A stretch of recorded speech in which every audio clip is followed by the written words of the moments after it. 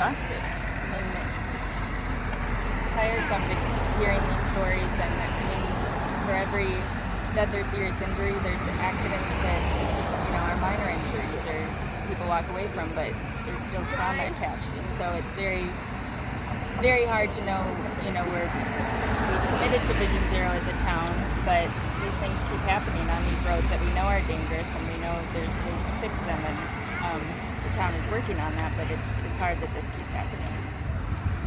You know, I was just talking with one of our other board members, and you know, speed. The road is signed for, I believe, 30 miles an hour, but if you drive down this road, it's very hard to drive 30. The road is it's designed to encourage you to drive faster than the posted speed limit. And you know, there's a school of thought that that's a safety, almost like a safety margin, but in reality, it just encourages people to drive more quickly. We heard a big honk earlier, you know, because somebody was surprised that a car was stopping to allow a pedestrian to cross. This road serves our neighborhoods. It's not a highway. It should be designed, and it could be designed in a way that actually cues drivers to drive more slowly, regardless of the time of the day. And you know, we've been making that point, you know, again and again, on other streets in our town. You know, if you try to drive 30 on this street, people are going to tailgate you and honk at you. It's not designed to drive the speed limit that's posted. It's really designed for a 45 mile an hour speed. And we know that as the speeds go up, the likelihood of a fatality go up exponentially.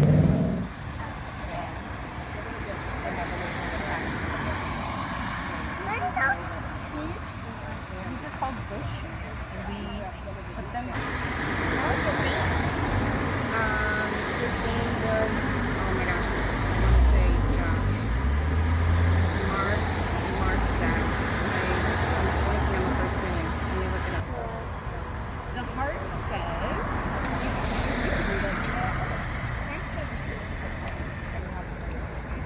he might have looked both ways. We don't know because nobody was there. Maybe he didn't.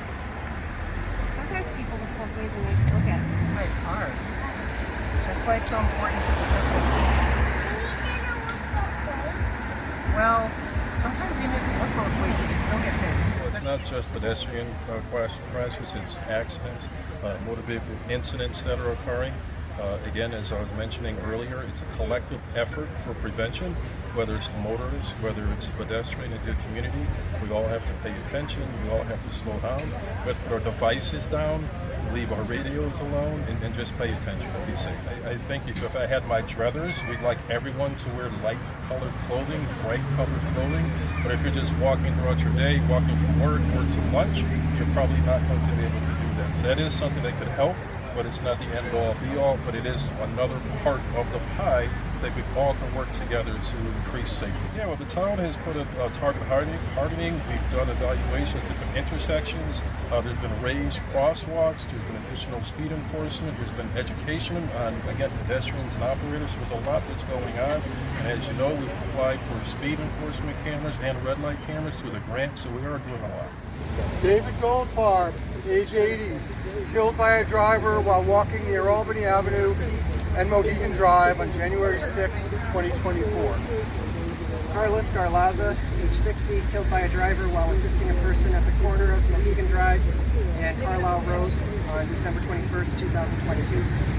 Xenia Yurovsky, age 89, killed by a driver while walking across Boulevard at Whiting Lane on December 20th, 2022.